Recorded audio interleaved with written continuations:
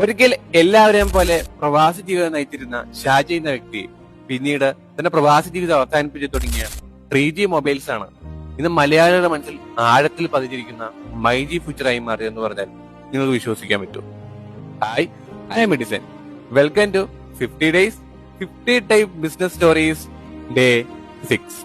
ഒരിക്കൽ എല്ലാവരെയും പോലെ തന്നെ ഒരു പ്രവാസി ജീവിതം നയിക്കാൻ വേണ്ടി പ്രവാസ ലോകത്തേക്ക് പോയ ഒരു പ്രവാസി തന്നെയായിരുന്നു മൈജി ഷാജി എന്ന ഷാജിക.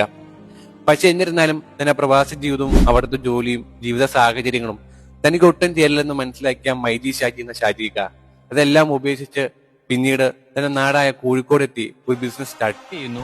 കോഴിക്കോട് 250 സ്ക്വയർ ഫീറ്റിൽ അദ്ദേഹം ഒരു കട സ്റ്റാർട്ട് ചെയ്യുന്നു. അതാണ് 3G മൊബൈൽസ്. പെട്ടെന്ന് തന്നെ 3G മൊബൈൽസ് കോഴിക്കോട് ക്ലിക്കാവുകയും പിന്നീട് 7 ഷോറൂമുകളായി വളരുകയും ചെയ്തു. കോഴിക്കോട് മാത്രം ഒതുങ്ങി നിൽക്കാതെ കേരളത്തിന്റെ എല്ലാ ജില്ലകളിലും തന്നെ സ്റ്റോർ എത്തിക്കുക എന്ന ലക്ഷ്യത്തോടെ 3G മൊബൈൽസ് എന്ന പേര് മാറ്റി മൈജി എന്ന പേര് നൽകി കേരളത്തിന്റെ എല്ലാ ജില്ലകളിലും തന്നെ സ്റ്റോർ എത്തിക്കാൻ അദ്ദേഹം ശ്രമിച്ചു. ഇന്ന് നോക്കുകയാണെങ്കിൽ 140 സ്റ്റോഴ്സും 3000 പേർക്ക് തൊഴിൽ നൽകുന്ന വലിയൊരു റീറ്റെയിലിംഗ് ബിസിനസ് എംപയറാണ് മൈജി ഫ്യൂച്ചർ.